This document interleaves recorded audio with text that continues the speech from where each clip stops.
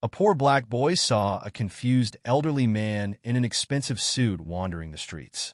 When security guards rushed towards them, everyone gasped at what the old man said. Kevin's eyes snapped open at 5:30 a.m. before his alarm could buzz. The springs of his thin mattress creaked as he sat up in the darkness. Through the thin walls of their small apartment, he could hear his mother's heavy breathing from her spot on the living room couch, where she collapsed after her night shift cleaning offices. "Mom," he whispered, padding across the cold floor. "Time to get up." Sarah Williams stirred, her work uniform wrinkled from sleep. Dark circles marked her eyes as she forced them open. "Already?" "Yeah. You got the hospital cleaning shift at 7, remember?" Kevin helped her sit up, noting how her hands trembled with exhaustion. "I made some coffee." The ancient coffee maker sputtered in their kitchenette, its plastic sides held together with duct tape. Kevin poured the hot liquid into his mother's chipped, world's best mom mug while she struggled to keep her eyes open. "The fridge is making that noise again," he said, opening the rattling appliance. The motor wheezed and clicked. Inside, their few groceries sat in warm air. Mrs. Rodriguez next door said, "We can keep our stuff in her fridge until we can fix ours." Sarah's shoulders slumped. "How much did the repairman say it would cost?" $300. Kevin stared at the floor. "Or $800 for a used one?" His mother's silence filled the kitchen. Kevin knew what she was thinking. They barely made rent each month. A new fridge might as well cost $1 million. "I could quit school," he offered. "Get a real job instead of just delivering papers." "No." Sarah's voice turned firm despite her exhaustion. "Education is your way out, Kevin. Your father may have walked out on us when you were a baby, but I won't let you throw away your future." Kevin's chest tightened at the mention of his father. He had no memories of the man, just an empty space where a dad should be and his mother's determination to give him a better life. The sky was still dark as Kevin walked his mother to the bus stop. Tampa's humid air clung to their skin. She hugged him tight before boarding. "Be good at school today, baby. I'll try to be home by 8 tonight. Love you, Mom." He watched until the bus disappeared around the corner. Kevin had an hour before his paper route started. He walked through the sleeping neighborhood, past chain-link fences and tired houses with peeling paint. The roads grew wider and smoother as he approached the wealthy area where he delivered papers. Palm trees lined pristine sidewalks. Security cameras watched from behind manicured hedges. The newspaper depot sat in a strip mall parking lot. Kevin loaded his bag with the day's Tampa Tribune, his thin arms straining under the weight. Other carriers nodded to him, mostly retirees supplementing their Social Security. He was the only kid. House by house, he made his deliveries. Sprinklers hissed on perfect lawns. Luxury cars gleamed in circular driveways. Through lit windows, he glimpsed spacious rooms with high ceilings. His own apartment could fit in some of these homes' entryways. The sun rose as he finished his route, painting the sky orange above the mansions. Kevin's stomach growled. He hadn't eaten breakfast. The money from his paper route would help buy groceries this week, but it wouldn't fix their fridge. His mother needed rest, not another double shift of scrubbing floors and toilets. Walking home, Kevin passed a help wanted sign in a store window. He paused, calculating hours and dollars in his head. If he worked weekends and after school? But his mother's words echoed. "Education is your way out." Back at their apartment, Kevin found his mother asleep on the couch again, still in her uniform. She hadn't had time to change before passing out. Her breathing was heavy with exhaustion. He covered her with their thin blanket and got ready for school in silence. The fridge's dying motor clicked and wheezed behind him. Kevin touched his mother's hand gently before leaving. "I'll find a way to help," he whispered. "I promise." The morning sun beat down as he walked to school, his second-hand backpack light with its single notebook and half pencil. Around him, other kids rode bikes or got dropped off in cars. Kevin kept his eyes forward, focused on his promise. Somehow, he would find a way to make things better. He just didn't know how yet. In his pocket, the few dollars from his paper route felt like nothing compared to what they needed. But it was something, and something was better than nothing. Kevin straightened his shoulders and walked on, the weight of responsibility already heavy on his 11-year-old frame. He passed more mansions on his way to school, trying not to stare at their grandeur.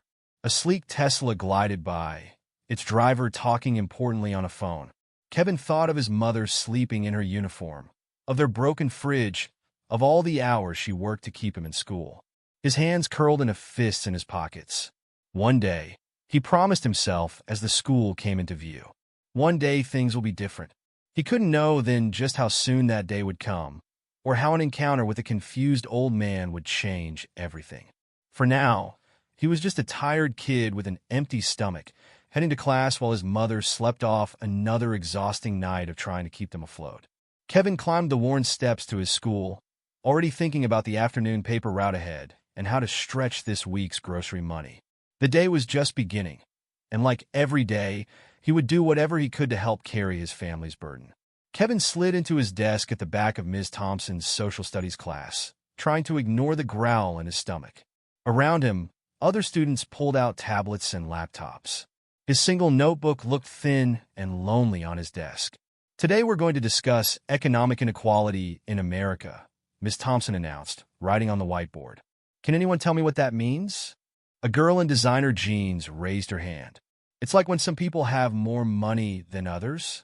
That's part of it, Jessica. Ms. Thompson nodded. Kevin, would you like to add anything?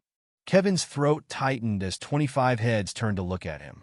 He stared at his worn sneakers. It's when some kids got 3 different devices to take notes on, and others got half a pencil. Scattered laughter rippled through the room. Ms. Thompson's face softened. That's actually a very concrete example. Thank you, Kevin. The lesson continued, but Kevin barely heard it. He was too busy trying to make his pencil last, writing in tiny letters to save space in his notebook.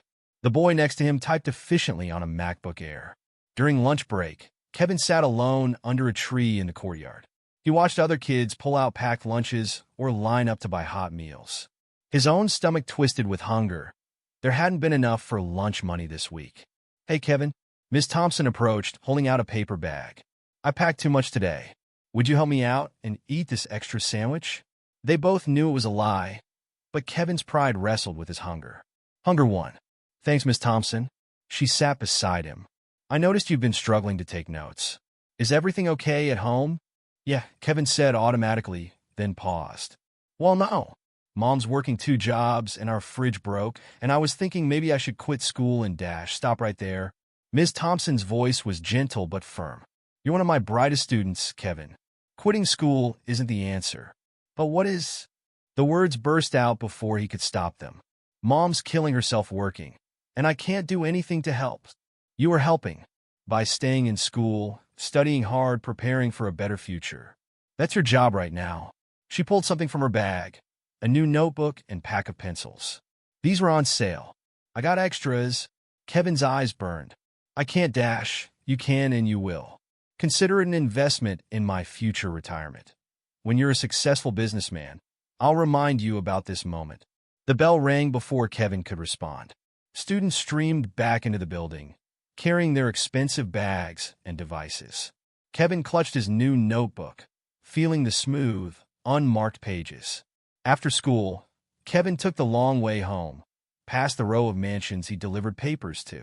A grounds crew trimmed the already perfect lawns. German luxury cars sat in circular driveways. Through one gate, he glimpsed a pool with sparkling blue water. He stopped at Martinez Grocery, where old Mr. Martinez was taping up used refrigerators for sale flyer. How much for the cheapest one? Kevin asked. Mr. Martinez adjusted his glasses. 700 Mijo. It's old but works good.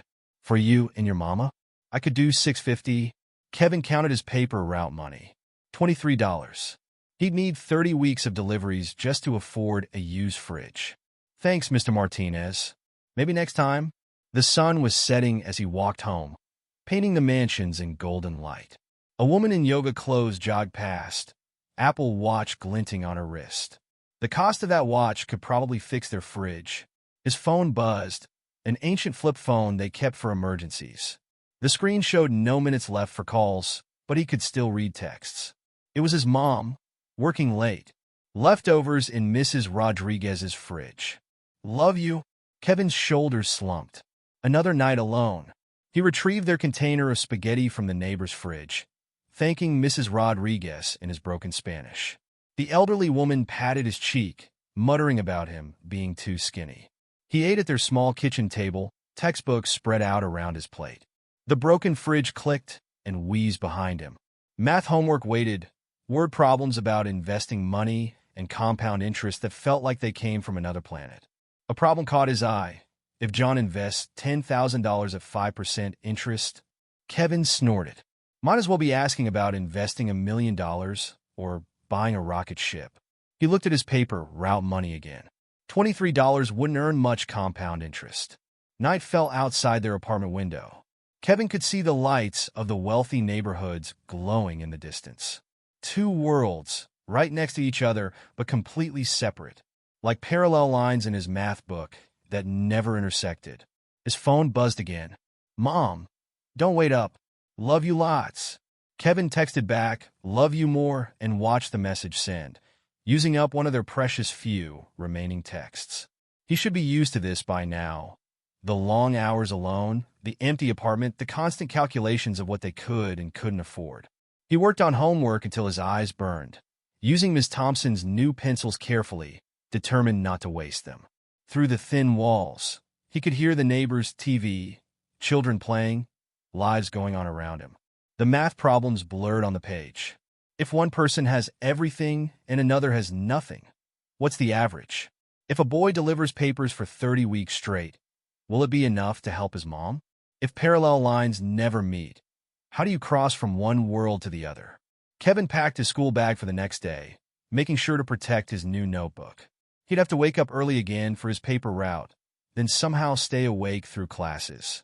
The thought of Ms. Thompson's kindness made his throat tight again. In the distance, car alarms chirped as wealthy residents locked up for the night. Guard patrols rolled slowly past manicured lawns. Kevin got ready for bed, trying not to think about his mom cleaning those same houses, those same offices, working herself to exhaustion just to keep him in school. He set his alarm for 5:30 a.m. and lay down on his thin mattress. Through the window, he could see stars between the buildings. The same stars shone over the mansions. The same sky covered both worlds. Just before sleep took him, Kevin made a decision. He would find a way to help his mom, but not by dropping out. Ms. Thompson was right. Education was the bridge between worlds. He just had to be patient, work hard, and his thoughts drifted off unfinished. In the morning, he would wake up early, deliver papers, go to school, study hard, and keep pushing forward. That was all he could do for now. That, and hope for something to change. He couldn't know that change was coming sooner than he thought. That tomorrow's paper route would lead to an encounter that would transform everything. For now, he slept while across town. A confused old man in an expensive suit was just beginning to wander away from his mansion, starting a journey that would bring these two worlds crashing together. The afternoon sun beat down on Kevin's neck as he walked home from school. His new notebook felt heavy in his backpack, Miss Thompson's kindness still fresh in his mind. He took his usual route past the mansion district, counting the houses he'd delivered papers to that morning. That's when he saw him. An elderly man in an expensive suit stood in the middle of the sidewalk, turning in slow circles. His silver hair was disheveled, and despite the heat, he wore a full three-piece suit that probably cost more than Kevin's mom made in a month. The man stopped spinning and stared at a palm tree. "This isn't right," he muttered. "This isn't my street." Kevin slowed his walk, watching. The old man's Italian leather shoes were scuffed from walking, and his tie hung loose around his neck. He didn't look homeless. His clothes were too expensive, but something was definitely wrong. "Excuse me, sir?" Kevin called out. "Are you okay?" The man turned, revealing red-rimmed eyes and a confused expression. "I need to get home," he said, his voice shaking. "But they've moved all the houses." Kevin glanced around. No one else was paying attention to the confused old man. A jogger ran past without even looking. A car drove by, windows up, AC blasting. "Where do you live, sir?" Kevin asked, taking a step closer. "Maybe I can help you find it." The old man's face crumpled. I don't." His hands started trembling. "Everything looks wrong." Kevin pulled out his phone, then remembered, no minutes left for calls. He couldn't even dial 911. The old man was getting more agitated, his breathing heavy. "My name's Kevin," he said softly, the way he talked to scared cats in the neighborhood. "What's your name?" "Thompson," the man said. "Richard Thompson. I have a house. Somewhere." His eyes darted around frantically. "Why can't I find my house?" Kevin's heart jumped. Thompson, like the houses he delivered papers to in the wealthy section. Like his teacher's name. Was it just a coincidence? "Mr. Thompson, would you like to walk with me? Maybe we can find your house together." Kevin held out his hand, then hesitated. Would a rich, old white man want to hold hands with a young black kid? But Mr. Thompson grabbed his hand like a drowning man grabbing a life preserver. His palm was cool and dry, his grip desperate. "You know where my house is?" "We'll find it," Kevin promised, trying to sound more confident than he felt. "Can you tell me anything about your house?" "What color is it?" "White," Mr. Thompson said immediately. "With black shutters. And roses. My wife loved roses." His voice cracked on the word loved. Kevin started walking slowly, letting Mr. Thompson set the pace. "That's good. What else can you tell me about it?" "There's a fountain," Mr. Thompson said, his words coming faster now. "In the front yard. With angels. Margaret picked it out 20 years ago. Or was it 30? Everything's so fuzzy." A car slowed beside them. Kevin's heart rate spiked until he saw it was just a concerned-looking woman in a minivan. "Everything okay here?" she asked, eyeing Kevin suspiciously. "Yes, ma'am," Kevin said politely. "I'm helping Mr. Thompson find his house." The woman frowned. "Are you sure? Maybe I should call Dash." "No." Mr. Thompson's grip tightened on Kevin's hand. "The boy is helping me. Everyone else just walks past." The woman drove away slowly, still watching through her mirrors. Kevin could feel himself sweating, and not just from the heat. One wrong move, one person calling the police, and this could go very badly. "Tell me more about your house, Mr. Thompson," he said, trying to keep the old man focused. "Does it have a big garage?" "3 cars," Mr. Thompson nodded. "And a pool in the back." "Margaret's roses around the pool." He stopped walking suddenly. "Margaret died. I remember that. 3 years ago." Kevin saw tears in the old man's eyes. "I'm sorry about your wife, sir." They walked another block in silence. Kevin's mind raced. He knew these streets from his paper route. There were several white houses with black shutters, but only one he could remember with a fountain with angels. "Mr. Thompson," he said carefully, "does your house have a big iron gate with gold tips?" The old man's face lit up. "Yes. Margaret chose those too. She said." His voice faded. "She said something about them. I can't remember." They turned a corner, and Kevin's suspicion was confirmed.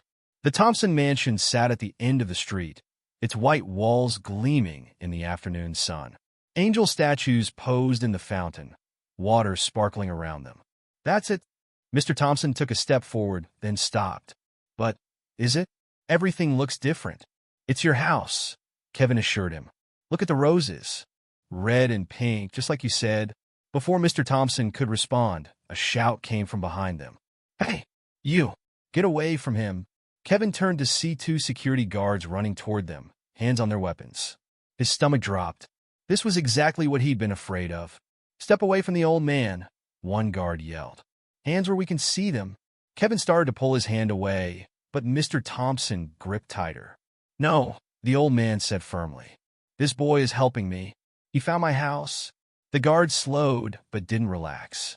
"Mr. Thompson, your family's been looking everywhere for you. Did this kid take anything from you?" "Take anything?" Mr. Thompson looked confused again. "No, he's taking me home. Everyone else just walked past. Called me crazy."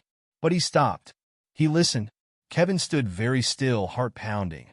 The guards were still watching him like he might bolt or attack at any moment. More cars were slowing down to watch the scene.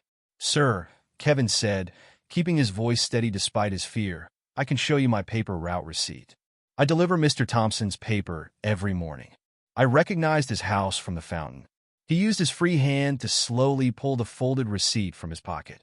One guard snatched it, studied it, then spoke into his radio. "Base, contact the Thompson family. We've found him. He's at the gate with—" He glanced at the receipt, "a paper delivery boy." Minutes crawled by. Kevin stood in the humid afternoon air, holding the hand of a confused millionaire while security guards watched his every move. Cars drove past slowly, people staring.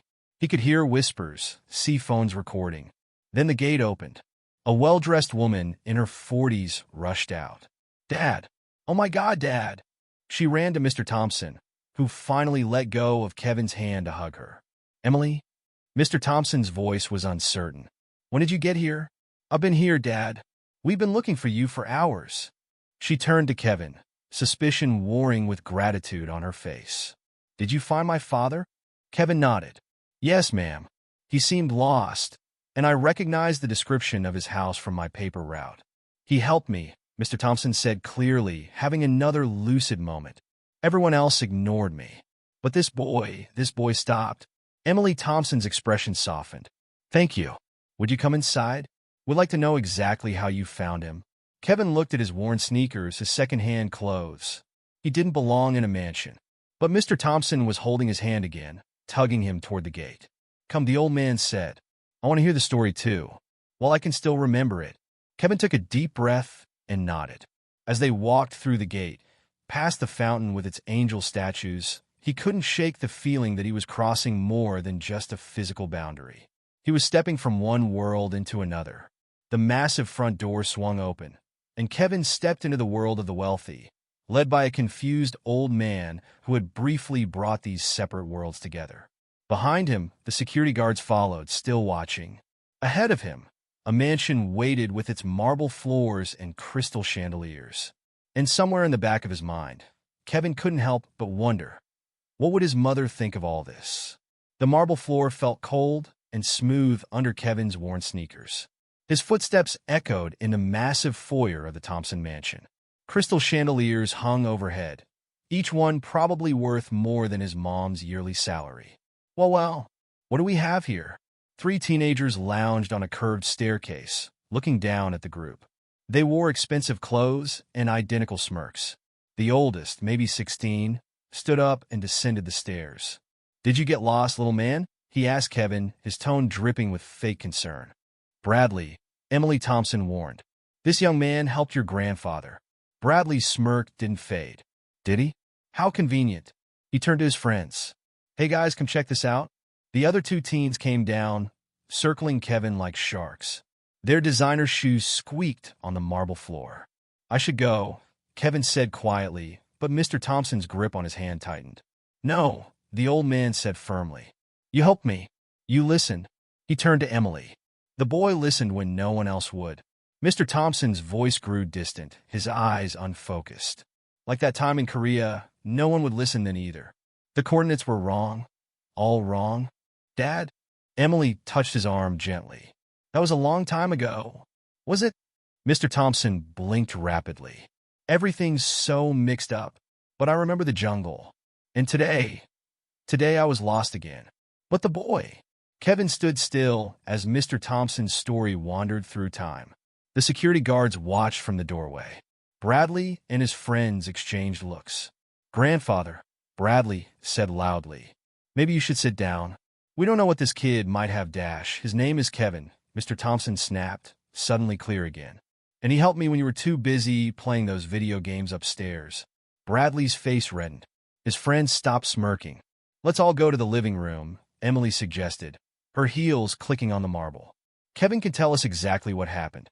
They moved through the mansion's vast rooms. Kevin tried not to stare at the artwork on the walls, the antique furniture, the floor-to-ceiling windows overlooking manicured gardens. One painting looked like it could pay for his entire college education. The living room was bigger than his whole apartment. Leather couches formed a semicircle around a massive fireplace. Mr. Thompson sat in what was clearly his usual chair, pulling Kevin to sit beside him. "Tell them," he said. "Tell them how you found me." Kevin cleared his throat. "I was walking home from school, and I saw Mr. Thompson looking confused on Cedar Street. He seemed lost, so I asked if he needed help." "How generous," Bradley muttered from across the room. His friends snickered. Emily shot them a warning look. "Go on, Kevin." "Mr. Thompson told me he was trying to find his house, but everything looked wrong to him. I recognized the description of the fountain from my paper route. So I dash, a police siren chirped outside." Kevin's words dried up as red and blue lights flashed through the windows. "That would be the officers I called," one of the security guards said. "Standard procedure, when a resident goes missing. Kevin's heart hammered. He'd had exactly 2 interactions with police in his life, and neither had gone well. Both times, they'd assumed he was causing trouble just because of how he looked. "It's okay," Emily said, seeing his expression. "They just need to file a report." 2 officers entered the room, hands resting casually on their weapons. Kevin felt Mr. Thompson's hand squeeze his again. "The boy helped me," the old man said before anyone could speak. When everyone else walked past, he stopped. He listened. "Sir," one officer said gently, "we still need to verify dash." "Verify what?" Mr. Thompson's voice rose. "That a child showed more humanity than all the adults who ignored an old man in distress. That he helped me when your patrol car drove right past me." The officers exchanged looks. Emily stepped forward. "Officers, we're not filing any complaints. In fact, we're grateful to—" She paused. "I'm sorry. What's your full name?" "Kevin Williams, ma'am." "We're grateful to Kevin for helping my father get home safely." The officers relaxed slightly, but Kevin stayed tense. He'd seen how quickly situations could turn bad. "Tell us more about finding him," Emily said, trying to ease the tension. "You said you recognized the fountain?" Kevin nodded, keeping his movements slow and deliberate. "Yes, ma'am. I deliver papers here every morning. The angel fountain is pretty memorable." "Angels," Mr. Thompson murmured. "Margaret loved angels. She said they watched over us." His eyes grew distant again. "Is Margaret here?" "She usually has tea ready by now." A heavy silence fell over the room. Emily touched her father's shoulder gently. "No, Dad. Remember? Mom passed away 3 years ago." Mr. Thompson's face crumpled. 3 years? No, that can't be right. We just had breakfast together. She made French toast. Kevin felt the old man's hand trembling in his. Without thinking, he squeezed back gently. "Mr. Thompson told me about the roses too," Kevin said quickly, trying to redirect the conversation. "How Mrs. Thompson planted them around the pool?" "Yes." Mr. Thompson brightened slightly. "Red and pink roses. Margaret's favorites. She always said—" He trailed off, forehead wrinkling. "She always said something about them. I can't remember. But they remind her of sunrise and sunset," Emily supplied softly. "Mom said the pink ones were like dawn and the red ones like dusk." Tears welled in Mr. Thompson's eyes. Yes, that's it. How could I forget that? How could I forget her?" The police officers shifted uncomfortably. Bradley and his friends had stopped smirking. Even the security guards looked away. Kevin sat quietly, still holding the old man's hand. He thought about his own missing parent, a father who chose to leave rather than one erased by disease. Which was worse, having no memories or watching them slip away? "Young man," one of the officers said, his tone gentler now, "can you tell us exactly what route you and Mr. Thompson took to get here?" Kevin described the walk in detail, keeping his voice steady despite his nervousness. The officers took notes. Emily listened intently. Even Bradley seemed to be paying attention. "And you didn't try to call anyone?" the second officer asked. "My phone's out of minutes," Kevin admitted. "But I recognized the house description, so I thought I could help him get home." "Out of minutes?" Bradley scoffed. "What kind of phone still uses minutes?" "Bradley," Emily snapped. "That's enough." Mr. Thompson stirred in his chair. "The boy helped me," he said again, his voice clearer. "When I was lost in my own neighborhood, when everything looked strange and wrong, he helped me. No one else even stopped." The officers nodded, closing their notebooks. "Looks pretty straightforward," the first one said. "Just a good Samaritan helping a confused elderly gentleman get home." Kevin felt some of his tension ease, but he knew better than to relax completely. One wrong move, one misunderstanding, and everything could still go bad. "Would you like some water?" Emily asked him. "Or something to eat?" Before Kevin could answer, Mr. Thompson spoke up. "Tell them about Korea," he said. "About the jungle and the lost patrol." "Dad," Emily said gently, "that was a long time ago, but I remember it. Right now, I remember it so clearly." Mr. Thompson's grip tightened on Kevin's hand. "We were lost. Communications down. Everyone walking past us passed our distress signals. Until one person stopped. One person listened. The room fell silent again. Kevin could feel everyone watching them, The officers, the security guards, Emily, Bradley, and his friends. But Mr. Thompson was lost in his memories, and somehow, Kevin knew it was important to let him talk. Sometimes he realized helping meant nothing more than being willing to listen. Kevin's legs were starting to cramp from sitting so straight on the leather couch. An hour had passed since they'd arrived at the Thompson mansion, and more family members kept showing up. Each new arrival brought the same suspicious looks, the same barely concealed distrust. A tall man in an expensive suit burst through the front door. "Where's Dad? Is he okay?" "In here, James," Emily called. "He's fine." James Thompson, Mr. Thompson's oldest son, strode into the living room. His tie was loose and his hair disheveled, like he'd been running his hands through it. He stopped short when he saw Kevin. "Who's this?" he demanded. "The paper boy," Bradley answered before anyone else could. "Says he found grandfather wandering around." James's eyes narrowed. "Really? And you just happened to run into him?" "Actually, one of the police officers cut in. We've verified the boy's story. He delivers papers in this neighborhood every morning." Mr. Thompson stirred in his chair. He'd been quiet for a while, lost in his memories of Korea.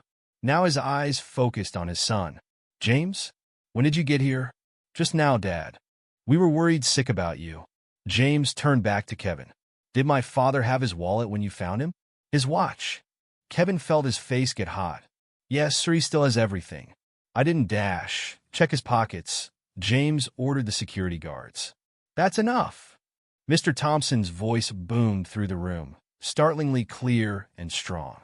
"This boy helped me when no one else would. I won't have him treated like a criminal in my house." The room fell silent. James straightened his tie, looking embarrassed. "I'm just being cautious, Dad. You know how many scams target elderly dash. I may be losing my memories." Mr. Thompson cut him off, "But I haven't lost my judgment. Kevin helped me." End of discussion. Emily stepped forward. "James, Kevin recognized the house from his paper route. The police have confirmed everything." A woman in yoga clothes appeared in the doorway. Kevin recognized her from his morning deliveries. "The news is already all over Facebook," she said, holding up her phone. "People are posting videos." Kevin's stomach dropped. He hadn't noticed anyone filming, but of course they had. A black kid walking hand in hand with a confused white millionaire, surrounded by security guards. People wouldn't be able to resist recording that. "What are they saying?" Bradley asked eagerly. The woman, who Kevin guessed was James's wife, scrolled through her phone. Mixed reactions. Some people are calling it heartwarming. Others are. She glanced at Kevin. Less positive. "Let me see." Bradley grabbed for the phone. "No one is looking at social media right now," Emily said firmly. "We need to focus on Dad and make sure he's okay." Mr. Thompson had grown quiet again, staring at the roses through the window. "Margaret," he murmured, "the roses need water." "The gardener took care of them, Dad," Emily assured him. "Everything's fine." But Mr. Thompson was already standing, pulling Kevin up with him. "I need to check the roses.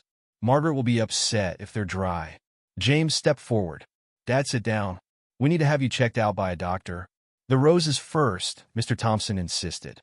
His grip on Kevin's hand tightened. "The boy will help me. He understands." Kevin looked uncertainly at Emily. She nodded slightly. "Just stay where we can see you, through the windows." They walked through French doors onto a massive patio. The late afternoon sun cast long shadows across perfectly manicured grass. Rose bushes lined the Olympic-sized pool, their blooms nodding in the breeze. "Pink for sunrise," Mr. Thompson said, touching a flower gently. "Red for sunset." Margaret knew what every color meant. He turned to Kevin. "Do you have a garden?" "No, sir, we live in an apartment." "An apartment?" Mr. Thompson looked confused again. "But where do you grow your roses?" "We have some plants in pots," Kevin said. "My mom grows herbs for cooking when she has time." Mr. Thompson nodded absently, moving to another rose bush. Through the windows, Kevin could see the family watching. James was talking intensely with the police officers. Bradley and his friends had their phones out, probably looking up the social media posts. "Sir," Kevin said carefully, "maybe we should go back inside. Your family's worried about you." "Family," Mr. Thompson repeated. "Yes, I have family." "A wife?" "No, had a wife. Margaret's gone." "When did that happen?" 3 years ago." Sir, that's what your daughter said. Mr. Thompson's hands trembled as he touched another rose. Everything's slipping away. My memories, my mind. Sometimes I wake up and don't know where I am. In my own house. He looked at Kevin. But you helped me find my way home. Kevin didn't know what to say. He could feel the weight of eyes watching through the windows, judging every move he made. A security guard stepped onto the patio. Mr. Thompson, your son would like you to come back inside. Mr. Thompson straightened up, suddenly looking imperial despite his confusion. I'm checking my roses. With my friend Kevin, the guard shifted uncomfortably. Sir, the doctor's on his way, and the boy should probably be getting home. Home? Kevin's heart jumped. He'd completely forgotten about his mother. She'd be finishing her first shift soon, expecting him to be there. He pulled out his phone, still no minutes to call her. I need to go, he said gently. My mom will be worried. Mr. Thompson's face fell. But you just got here. And the roses. Dad, Emily called from the doorway. Let Kevin go home. His mother must be concerned. For a moment, Kevin thought Mr. Thompson would refuse. But then clarity flickered in his eyes again. A mother's worry is a terrible thing, he said softly. Margaret worried so much when James was late coming home. He trailed off, then focused on Kevin. You should go. Thank you, sir. Kevin started to step away, but Mr. Thompson pulled him into a sudden hug. Thank you, the old man whispered. For listening, for helping me find my way home. Kevin's throat tightened. He could feel the old man trembling slightly, could smell the expensive cologne mixed with sweat from his wandering.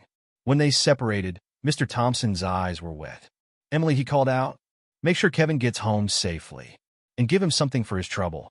That's not necessary, Kevin started to say, but Emily was already pulling out her wallet. No, Dad's right. She held out 2 crisp $100 bills. For helping him get home, Kevin stared at the money. $200. Almost enough for a month's worth of groceries. 1/3 of what they needed for a used fridge. Every instinct told him not to take it. His mother's voice in his head. We don't take handouts. But was it a handout? He'd helped Mr. Thompson, spend hours here, missed his afternoon paper route. Take it, Mr. Thompson said firmly. You earned it. Kevin's hand shook slightly as he accepted the bills. Thank you, sir. I'll have our driver take you home, Emily said. No. The word came out sharper than Kevin intended. The last thing he needed was his neighbors seeing him get dropped off in a luxury car. I mean, no thank you. I like walking. Emily frowned. Are you sure? It's getting late. I'm sure. Thank you. Kevin backed away carefully, keeping his movements slow and deliberate despite his urge to run. Wait, Mr. Thompson called. Will you come back? To help with the roses? Kevin looked at the old man's hopeful face, then at the less enthusiastic expressions of his family. If you want me to, sir, I do. Mr. Thompson nodded firmly. The roses need tending. And I need someone who listens. The weight of the $200 felt heavy in Kevin's pocket as he walked through the mansion. Past Bradley and his friends, who were still scrolling through social media. Past James, who watched him like a hawk. Past the security guards, who followed him to the front door. Outside, the sun was setting. Kevin walked quickly down the long driveway, feeling eyes on him until he passed through the gates. Only then did he let out the breath he'd been holding. His phone buzzed. Another text from his mom. Working late again. Don't wait up. Kevin touched the money in his pocket and started walking faster. Maybe, just maybe, something good could come from this strange afternoon. Maybe helping a confused old man find his way home could help Kevin find a way to make things better for his own family. He couldn't know then that this was just the beginning. That the $200 in his pocket would seem like pocket change compared to what was coming. That his act of kindness would ripple out in ways he couldn't imagine. For now, he just walked home through the gathering darkness, hoping his mom wouldn't ask too many questions about where the money came from. Kevin woke before his alarm the next morning, the events of yesterday still spinning in his head. The $200 sat in his sock drawer, hidden under a pile of mismatched socks. He hadn't told his mom about it yet. His phone buzzed with an unfamiliar number. A text message appeared. Kevin, this is Emily Thompson. Could you come to the house before your paper route? Dad's asking for you. We'll pay for your time. Kevin stared at the message. How did she get his number? Then he remembered the paper route contact information. He texted back, yes, ma'am. I'll be there at 5:30. The streets were dark and empty as Kevin walked to the Thompson mansion. Security lights illuminated the Angel Fountain as he approached the gate. A guard was waiting. "Mr. Kevin Williams?" The guard's tone was different from yesterday, respectful. "Follow me, please." The mansion's windows glowed warmly in the pre-dawn darkness. Emily Thompson waited at the door, looking tired but composed. "Thank you for coming," she said. "Dad had a rough night. He keeps talking about the roses and you." Kevin followed her through the quiet house. His sneakers squeaked on the marble floors. "Has this happened before?" he asked. "And wandering off?" Emily's shoulders tensed. "It's getting more frequent. The doctors say. They say it's progressing faster than they expected." They found Mr. Thompson in the living room, still in his pajamas and robe, staring out at the dark garden. "Dad?" Emily called softly. "Kevin's here?" Mr. Thompson turned. For a moment his face was blank. Then recognition flooded his features. "The boy who listens. You came back." "Yes, sir." Kevin stepped forward. "You wanted to check on the roses?" "The roses." "Yes. Margaret's roses." Mr. Thompson stood shakily. "But it's dark." "Why is it dark?" "It's early morning, Dad," Emily explained. "The sun hasn't come up yet." "Early morning?" Mr. Thompson looked confused again. "But I haven't gone to bed yet." "Have I?" Kevin saw Emily's face crumple slightly before she composed herself. "You did, Dad. You just don't remember." Mr. Thompson's hands started trembling. "What else don't I remember? What else is slipping away?" "Sir," Kevin said quickly, "why don't you tell me about the roses while we wait for sunrise?" "You said Mrs. Thompson had a reason for choosing each color." The old man's face brightened. "Yes. Margaret had a whole system. Pink for sunrise, red for sunset, yellow for joy." He walked to the window, more steady now. "She planted them all herself, you know.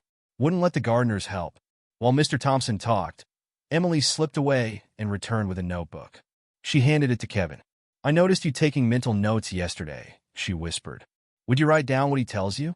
The doctors say it might help to have a record of his clear moments." Kevin opened the notebook. The pages were thick and creamy, the kind he could never afford for school. He wrote carefully. Rose colors, pink; sunrise, red; sunset, yellow, joy. Mr. Thompson talked for nearly an hour as the sky slowly lightened. He mixed up dates and names, jumped between decades, but he never confused the roses. Those memories at least stayed clear. When the sun finally rose, painting the garden in pale light, others began arriving. James came first, then Bradley and his mother. They all stopped short at the sight of Kevin sitting with Mr. Thompson, taking notes. "What's he doing here?" James demanded. "I invited him," Emily said firmly. "Dad was asking for him. We need to discuss Dad's care." James lowered his voice. "As a family." "Then discuss it," Mr. Thompson said clearly. "Kevin stays." Everyone stared at the old man. His moments of clarity were becoming rare, but when they came, his authority was absolute. "Dad," James tried again, "this is private family business." "The boy listens," Mr. Thompson said. "Really listens. Not like you, always checking your phone when I talk. Or you, Bradley, rolling your eyes at my old stories." He turned to Kevin. "Read me what you wrote about the roses." Kevin read his careful notes back. Each color, each meaning, each memory Mr. Thompson had shared. The old man nodded along, smiling. "That's right. All right. Margaret would be pleased you wrote it down." He looked at his family. "See? He listens. He remembers." James ran a hand through his hair. "Dad, we need to talk about getting you full-time care." "After yesterday, I got lost," Mr. Thompson admitted. "Everything looked wrong. But Kevin found me, brought me home, and we're grateful," Emily said. "But Dad, we need to think about your safety." Mr. Thompson's face hardened. "You want to put me in a home? Lock me away?" "No, Dad," James said. "We're talking about in-home care. Nurses who can watch you, help you." "Strangers," Mr. Thompson spat. "In my house. In Margaret's house." "Sir," Kevin spoke up quietly. "What if you had someone who knew about the roses? Who could help you remember?" Everyone turned to look at him. Kevin's face felt hot, but he continued. "You could have nurses for medical stuff, but also someone who just listens. Who writes things down? Who helps you remember? Emily's eyes widened. Like a companion. Someone to talk to, walk with. The boy understands, Mr. Thompson said. Not nurses. Not yet. A companion first. Someone who listens. James opened his mouth to argue, then stopped. His father's face was clearer, more present than it had been in weeks. Kevin, Emily said slowly, would you be interested in a job? After school and weekends? Kevin's heart jumped. Doing what? Spending time with Dad. Walking with him, listening to his stories, writing them down, making sure he doesn't wander off alone. For proper pay, James added, surprising everyone. And benefits. If you're going to be a companion to a Thompson, you'll be compensated appropriately. Bradley made a choking sound. You want to hire the paper boy? I want to hire the young man who brought Dad home, James corrected. Who's sitting here at dawn, taking notes about roses, when he could be anywhere else. Kevin looked at Mr. Thompson. The old man smiled. Say yes. Margaret's roses need someone to remember their stories. Kevin thought of his mother working 2 jobs, of their broken fridge, of Mr. Thompson's hand gripping his as they walked home yesterday. Yes, thank you. We'll need to talk to your mother, of course, Emily said. Get her permission, work out schedules. Kevin's stomach tightened. How would his mom react? Would she believe this was real? I'll come with you to explain, Emily offered, seeing his expression. We'll make this official. Proper contract, everything. Mr. Thompson reached for Kevin's hand. You'll help me remember? Yes, sir, Kevin promised. All right, everything down. The sun was fully up now, illuminating the roses in the garden. Pink for sunrise, red for sunset, yellow for joy. Colors and meanings Mr. Thompson could still recall when other memories slipped away. James pulled out his phone, already typing. I'll have HR draw up the paperwork today. HR. Bradley scoffed. For a babysitter? For a companion, Mr. Thompson corrected sharply. Someone who listens. Someone who remembers. He squeezed Kevin's hand. Someone who brings me home when I'm lost. Kevin looked down at the notebook, at his careful notes about roses and memories. Yesterday, he'd been a paper boy from the wrong side of town. Today, he was what? A companion? A keeper of memories? Whatever he was becoming, one thing was clear. His life, like Mr. Thompson's, would never be the same. Sarah Williams sat at her small kitchen table, staring at the papers spread before her. Her cleaning uniform was still on, smudged with the day's work. Across from her, Emily Thompson sat in perfect business attire, explaining the contract. So let me understand this, Sarah said slowly. You want to hire my 11-year-old son as a companion for your father? Yes, Emily nodded. 4 hours after school, 6 hours on weekends. Full benefits, including health insurance that would cover both of you. Kevin stood by the rattling refrigerator, hardly daring to breathe. His mother's face gave nothing away. And the salary? Sarah asked. $9,000 per month, plus performance bonuses. Sarah's coffee cup clattered against its saucer. 9,000 per month, yes. Emily slid another paper forward, plus a signing bonus of $20,000. Kevin watched his mother's hand shake. $9,000 a month. More than she made in 3 months of cleaning houses and offices. This is... Sarah took a deep breath. This is too much. There has to be a catch. No catch, Emily assured her. My father's condition is progressing rapidly. We need someone he trusts, someone he responds to. Kevin has proven to be that person. Sarah looked at her son. Baby, what exactly happened yesterday? The whole truth. Kevin told her everything. Finding Mr. Thompson, confused on the street. Walking him home. The suspicion, the police, the roses. His mother's expression grew more concerned with each detail. You could have been arrested, she said. Or worse, walking up to a stranger like that. Mom, Kevin said quietly. He needed help. Like you always say, treat others how you want to be treated. Sarah's eyes filled with tears. I say that, but baby, the world doesn't always treat us that way back. Mrs. Williams, Emily leaned forward. I understand your concerns. But please believe me, this isn't charity or a trick. My father needs help, and your son has a gift for providing it. He's 11. He's wise beyond his years. Emily pulled out her phone. showing a video. Look, the screen showed Kevin and Mr. Thompson in the rose garden that morning. The old man was confused, agitated. Then Kevin started asking about the roses, writing in his notebook. Mr. Thompson, calmed, focused, began sharing memories. The nurses can't do that, Emily said softly. The doctors can't do it. But Kevin can. Sarah watched the video, her expression softening. That's my boy, she whispered. Always trying to help. The contract includes a college fund, Emily added. And health insurance, starting immediately. I understand your refrigerator needs replacing. Kevin's mother stiffened. We manage just fine. Mom, Kevin stepped forward. Remember what you always tell me? Pride won't keep food cold. We need help, and I can earn it. Really earn it. Sarah looked at her son, really looked at him. When had he grown so tall, so mature? Still her baby, but also something more. The schedule, she asked Emily. Monday through Friday, 3 p.m. to 7 p.m. Saturdays 9 a.m. to 3 p.m. Sundays off. All holidays off, plus any time he needs for school events. And his safety? Full security team on premises at all times. Transportation provided if needed. Emergency contact numbers for the whole family. Sarah picked up her coffee cup with trembling hands. $9,000 a month? Plus bonuses, health insurance, and college fund. Emily smiled.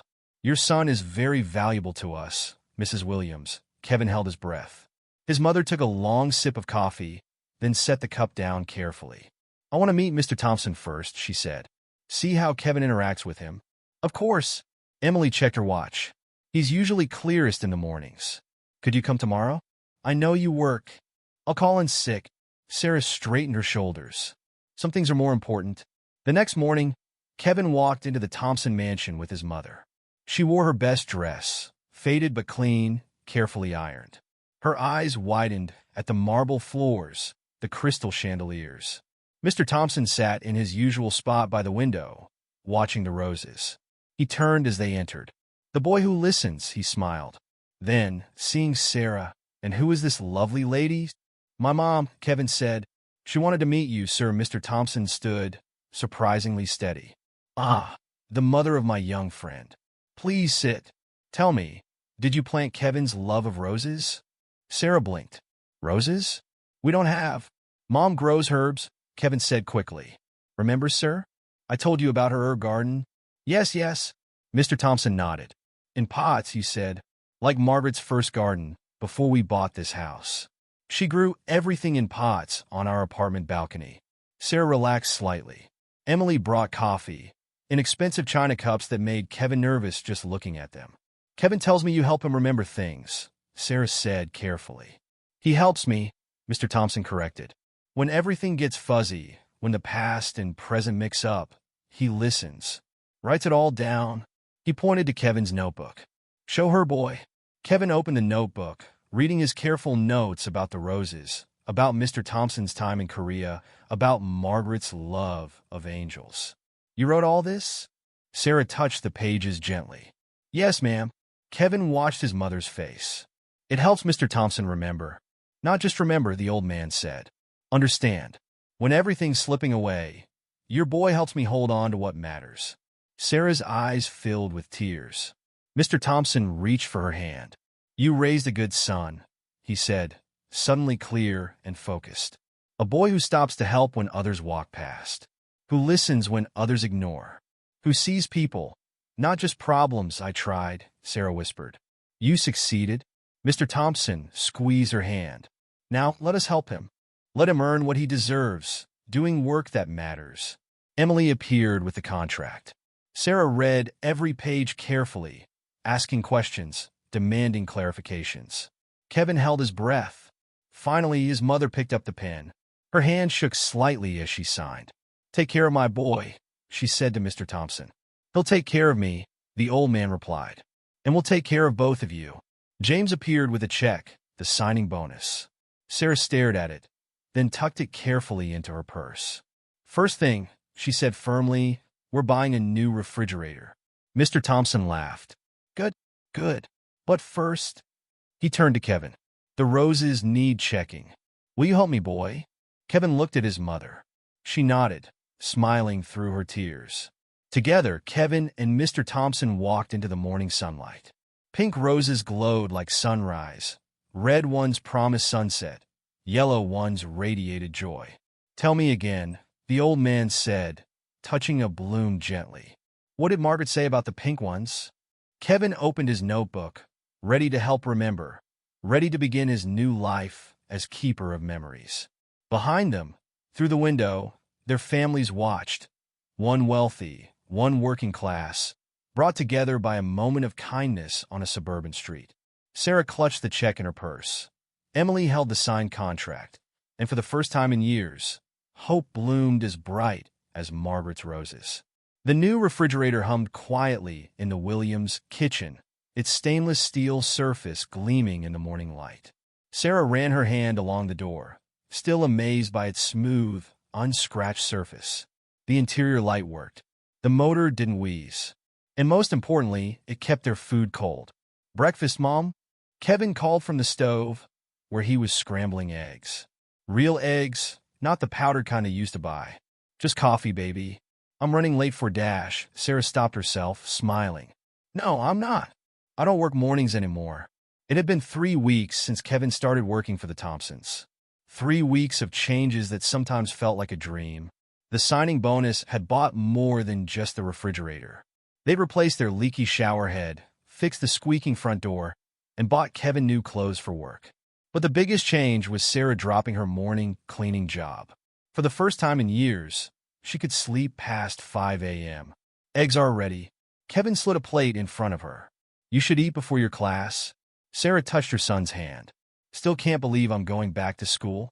The community college's medical billing certification program had been Emily Thompson's suggestion. 9 months of training, she'd said, and you'll never have to clean houses again. The doorbell rang. Kevin grabbed his backpack, a new one with proper padding for his laptop. Another Thompson family provision. "That's Bradley," he said. "We're picking up Mr. Thompson's prescriptions before school." Sarah raised an eyebrow. "Bradley?" "The same Bradley who used to make fun of you. He's different now?" Kevin shrugged. "Mr. Thompson made him start coming with me sometimes. Said it would build character." Through the window, Sarah saw the Thompsons' Mercedes idling outside. Bradley sat in the driver's seat, looking uncomfortable in their neighborhood, but no longer openly disdainful. "Be careful," Sarah said automatically, then caught herself. Her son wasn't just surviving anymore. He was thriving. "Always am." Kevin hugged her quick and hard. "Love you, Mom. Good luck in class." The Mercedes pulled away smoothly. Sarah watched until it disappeared, then turned back to her eggs. Her own car, a used but reliable Honda, sat outside, another sign of their changed circumstances. Across town, Emily Thompson was already at the mansion, reviewing the morning nurse's reports. Her father had had a rough night, confused about where he was. But he'd calmed down when they showed him Kevin's notebook. "Where's the boy?" Mr. Thompson asked now, shuffling into the living room in his robe. "The one who remembers?" "Kevin will be here after school, Dad. Remember? He's picking up your medicine first." "Medicine?" Mr. Thompson made a face. "Too many pills. Margaret never took so many pills. These help you think clearer, Dad. Help you remember." "The boy helps me remember. Him and his notebook." Mr. Thompson walked to the window, touching the glass above his rose garden. "Did I tell you about the roses?" "Yes, Dad. Pink for sunrise, red for sunset, yellow for joy." Mr. Thompson smiled. Kevin wrote it all down. "Such a good boy. Listens better than my own grandson." As if on cue, Bradley's Mercedes pulled into the driveway. Kevin hopped out, carrying a pharmacy bag and his ever-present notebook. "Speaking of grandson," Emily murmured. The changes in Bradley had been subtle but significant. No more snide comments. No more looking down his nose at Kevin. Something had shifted during their forced time together. "Good morning, Mr. Thompson," Kevin called, entering with Bradley behind him. "How are the roses today?" "Better now you're here." Mr. Thompson brightened immediately. "Bradley, show Kevin what you found in the attic." Bradley pulled out an old photo album. "Grandfather said you should add these to your notes." They're pictures of grandmother planting the original rose garden. Kevin sat beside Mr. Thompson, opening his notebook. Bradley joined them, pointing out details in the old photos. Emily watched in amazement. 3 weeks ago, this scene would have been unimaginable. See how young she was? Mr. Thompson touched a faded photo. Just married. Said she'd fill our life with roses. His voice cracked. She did too. Right up until she got sick, Kevin said gently. 3 years ago. But she left all these beautiful roses to remember her by. Mr. Thompson gripped Kevin's hand. You help me remember. You and Bradley both now. Bradley looked down, embarrassed but pleased. The proud, prejudiced teenager was slowly being replaced by someone more compassionate. At the community college, Sarah sat in her first class in 20 years, taking careful notes. The instructor was explaining medical coding systems around her. Other adult students typed on laptops or scribbled in notebooks. Her own laptop, another Thompson provision, sat open before her. The screen showed a message from Emily. How's class going? Dad's having a good morning. Kevin's influence grows stronger every day. Sarah typed back, class is good. Still can't believe this is real. Emily's response came quickly. Believe it. You raised an amazing son. We're just lucky enough to benefit from it. Back at the mansion, Kevin read from his notebook while Mr. Thompson took his morning pills. The old man hated the medication, but he'd take it without complaint for Kevin. Tell me about the yellow roses again, Mr. Thompson requested. Yellow for joy, Kevin began, but Mr. Thompson shook his head. No, tell me like you write it. Read it exactly. Kevin flipped pages. Yellow roses for joy. Mrs. Thompson planted them the day Bradley was born. She said every garden needs a reminder to smile. When Mr. Thompson got promoted to CEO, she added 3 more yellow bushes. Said their family's joy was growing. Yes. Mr. Thompson closed his eyes, smiling. That's exactly right. Bradley, did you know that about your birth roses? Bradley shook his head. No, grandfather. I never asked about the roses before. Too busy with your phone, your games. But you're learning now. Mr. Thompson patted Bradley's hand. Both of my boys are helping me remember. Emily wiped tears from her eyes. Her father's condition was still progressing. The doctors were clear about that. But his quality of life had improved dramatically since Kevin arrived. The nurses reported fewer agitated episodes. The wandering had stopped completely. And most importantly, he was engaged, present, sharing his memories instead of losing them. Kevin's phone buzzed, a text from his mom. First quiz next week. Scared, but excited. He smiled, typing back, you've got this. Mr. Thompson says to remember. Pink for sunrise. New beginnings. Bradley read the text over his shoulder. You know, Kevin, I was a real jerk before. I'm sorry. It's okay, Kevin said automatically. No, it's not. I judged you without knowing you. Made assumptions because... Bradley struggled with the words. Because of how you look, where you live, and now. Bradley gestured at the notebook, the photos, their grandfather smiling in his chair. Now I know better. You've taught me a lot. Your grandmother would be proud, Mr. Thompson said clearly. Both of you, helping an old man remember. Building bridges. Kevin wrote that down too. Every clear moment, every meaningful statement, captured in ink to help hold back the tide of forgetting. Outside, the roses bloomed in the morning sun. Pink for sunrise, red for sunset, yellow for joy. Colors and meanings bridging past and present, wealth and poverty, prejudice and understanding. The transformation wasn't just in the Williams' new refrigerator or Sarah's classes. It wasn't just in Bradley's growing humility or Mr. Thompson's improved condition. The real transformation was in connections forged, barriers broken, lives intertwined through the simple act of one boy stopping to help when others walked past. Kevin closed his notebook, but kept his hand in Mr. Thompson's. The old man was dozing now, peaceful in his chair. Bradley sorted photos quietly, marking dates and names for Kevin to add later. Through the window, Kevin could see his mother's new Honda pulling into the college parking lot, carrying her toward her own transformation. Above the roses, the morning sun painted everything in shades of possibility. 6 months had passed since the day Kevin found Mr. Thompson wandering the streets. The Williams apartment now had new furniture, reliable appliances, and fresh paint on the walls. But the biggest change wasn't in their surroundings. It was in their futures. Sarah sat at their kitchen table, staring at her final exam results on her laptop screen. Kevin stood behind her, holding his breath. "I passed," she whispered. Then louder, "I passed. Baby, I passed with honors." Kevin hugged his mother tight. "I knew you could do it. Mr. Thompson will want to hear about this. Speaking of which," Sarah checked the time. "Aren't you supposed to be at the mansion? Bradley's picking me up in 10 minutes. We're taking Mr. Thompson to the Rose Garden exhibition at the Botanical Gardens." The doorbell rang. Bradley stood outside, car keys in hand.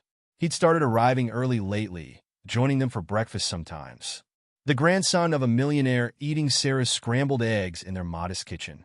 Life had gotten strange. "Mrs. Williams?" Bradley noticed the laptop. "Did you get your results?" "Passed with honors." Sarah beamed. "That's awesome. Grandfather will be so pleased. He's been asking about your exam all morning." Kevin grabbed his notebook. He was on volume 3 now, and hugged his mom again. "Love you. Proud of you. Proud of you too, baby." Sarah watched them leave, then turned back to her exam results. Tomorrow, she'd start her new job at Tampa General Hospital's billing department. No more cleaning houses. No more aching back and raw hands. At the mansion, Mr. Thompson was having a clear day. He sat in his chair by the window, dressed and ready for their outing. "There are my boys," he called as Kevin and Bradley entered. "Ready to see some roses?" "Yes, sir." Kevin opened his notebook. "But first I have news. My mom passed her exam. With honors." Mr. Thompson clapped his hands. "Excellent. I told you she would. Smart woman. Your mother. Like my Margaret." He paused, face clouding slightly. "Margaret loved roses. Are we going to see roses?" "Yes, grandfather," Bradley said gently. "At the Botanical Gardens. Kevin's going to help you judge which ones match up to Margaret's standards." "Good, good." Mr. Thompson stood carefully. "Did I tell you about Margaret's standards for roses?" "You did, sir." Kevin flipped through his notebook. "No hybrid teas, too showy. Only old garden roses with proper fragrance. And every rose must have a meaning." "Yes, you remembered. You always remember." Mr. Thompson patted Kevin's shoulder. "Bradley, are you writing this down too?" "Kevin's teaching me, grandfather. I'm learning." The Botanical Gardens spread out before them, paths winding between carefully tended beds. Mr. Thompson walked slowly, one hand on Kevin's arm, the other on Bradley's. "Not as good as Margaret's," he declared after examining several bushes. "Too perfect. Roses need character." Kevin wrote it down, adding the date and time. Every clear thought, every strong opinion, preserved in ink. "Look, grandfather," Bradley pointed. "Yellow roses like the ones from when I was born." Mr. Thompson smiled. "You remember that story? Good boy." Finally learning to listen, he squeezed Bradley's arm. "Both my boys learning and teaching each other." Other garden visitors watched them curiously. The elderly white man in expensive clothes, flanked by a black child and a white teenager, all three examining roses together. But no one stared anymore. No one called security. Kevin's phone buzzed. A text from his mom. Tampa General HR called. Starting salary higher than expected. Benefits start day 1. He showed the message to Mr. Thompson, who nodded approvingly. "Good hospital. Margaret was there at the end. They took good care of her." 3 years ago, Kevin said gently. "Yes. No, for months? Everything's so fuzzy sometimes." 3 years, Bradley confirmed. "But it's okay, grandfather. We help you remember." Mr. Thompson touched a pink rose. "Like this one. Pink for sunrise," Margaret said. He looked at Kevin expectantly. "Every sunrise is a new beginning," Kevin read from his notebook. "Every dawn a fresh start." "Yes. And your mother, she's getting her fresh start. Because you helped me find my way home." Kevin wrote that down too. The clear moments were getting rarer, but they still came. Like sunshine breaking through clouds. Back at the mansion, Emily waited with news of her own. "Dad," she said carefully, "James and I have been talking about Kevin's college fund." Mr. Thompson focused on his daughter. "What about it?" "We promised." "Yes, but—" Emily smiled. "We want to do more. We're establishing a foundation in Mother's name. The Margaret Thompson Educational Trust. full scholarships for promising students from underprivileged backgrounds. Starting with Kevin, Bradley added. And then others like him. Mr. Thompson's eyes filled with tears. Marta would like that. She always said education was the key to understanding, to breaking down walls. Like the walls between our worlds, Kevin said softly, writing it down. No more walls, Mr. Thompson declared. Not in my garden. That evening, Kevin and his mother sat in their brightened apartment. She showed him her new work badge from hospital orientation. He showed her his latest notebook volume. Hard to believe it all started with you helping a lost old man, Sarah mused. You taught me to help people, Kevin reminded her. To treat others like I want to be treated. And look how they've treated us back. Sarah touched her badge reverently. Sometimes kindness comes full circle. Kevin's phone buzzed. Emily had sent a photo of Mr. Thompson in his garden, smiling at his roses. The caption read, "He's having a very clear evening. Keeps talking about new beginnings and broken walls." Another text followed from Bradley. Grandfather says to remind you. Pink for sunrise. See you tomorrow, partner. Kevin opened his notebook, adding the day's final entry. The pages were full of memories, moments, transformations. A confused old man finding his way home.